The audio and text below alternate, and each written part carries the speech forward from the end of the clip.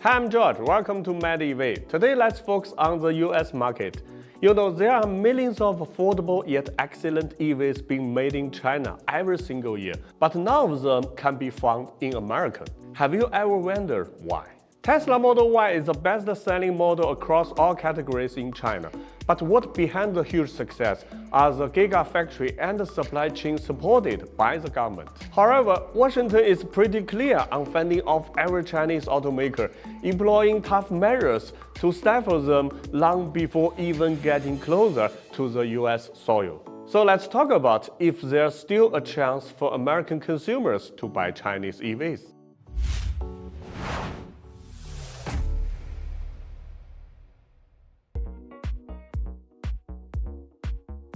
Nowadays, Chinese EVs are going global, which is pretty similar to what Japanese cars did over 40 years ago, taking the world by storm with their cost-effectiveness, fuel consumption, and reliability. From 1975 to 1980, Japanese car exports increased 4 times, doubling their market share in the US. In response, Uncle Sam forced Japan to limit their exports to 1.7 million units per year, making them to build factories in America, thus increasing investment and creating jobs. And today, similar countermeasures are happening again with Chinese car makers.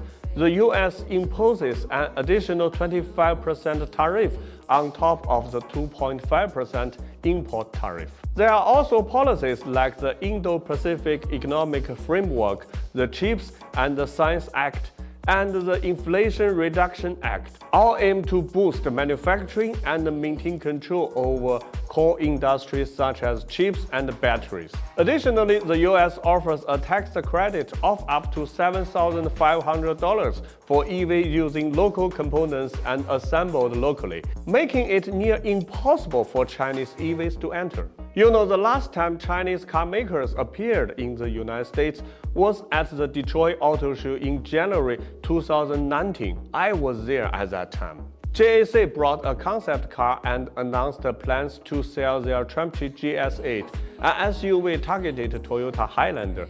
They even started recruiting dealerships, but as the tariffs get tougher, the plan never goes through. If exporting cars directly becomes impossible, is it possible to take a detour through other countries? Some car makers are indeed exploring this option. Last month, Polestar, Geely Holdings, and Renault Korea reached an agreement to produce Polestar 4 at Renault's Busan factory. Besides supplying the local Korean market, the aim is also for North America. In this way, the additional 25% tariff can be avoided. And you might not know that Geely brought 34% stake in Renault Korea in 2022. So it's actually a smart way to navigate around the regulations and make the most out of the situation. But what I want to talk about next can have a far bigger impact on the two countries. That's Mexico. In the first half of 2023, Mexico became the top US importer, totaling $236 billion, surpassing Canadians' $210 billion and the Chinese $203 billion. For the past 13 years, China has been the one holding that spot. This shift is mainly due to Americans nearshoring, outsourcing the industry chain to neighbors. To stay competitive in the North American market, production must be localized, making Mexico a preferred choice for many companies, including the Chinese ones. China is now Mexico's second-largest trading partner, and Mexico is China's second-largest trading partner in Latin America. Some Chinese automobile and component manufacturers are exploring the possibility of building factories in Mexico or collaborating with local agents. Companies like SAIC, BYD, and Chery are discussing with the Mexico government to set up factories.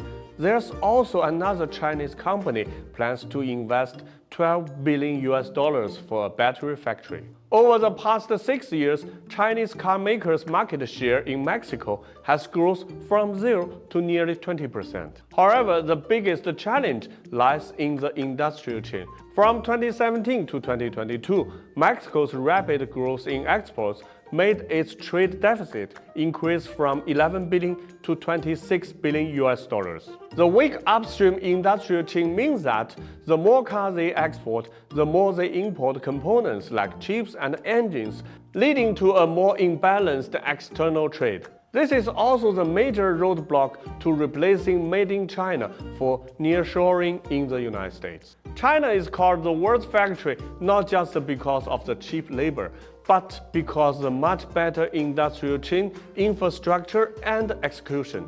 It took the country more than 30 years, and it won't be quicker for others to do the same.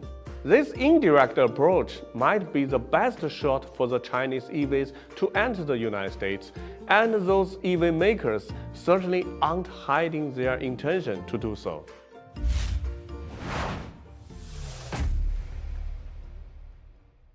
3 months ago, the United Auto Workers led a strike against the 3 major automakers, so the labor costs will become higher, leading companies to prefer fewer models and greater profits. Eventually, the American cars will become the opposite of the cost-effective. This appears to be an opportunity for Chinese EVs, similar to what happened to Japanese cars 40 years ago. Yet, things are now very different.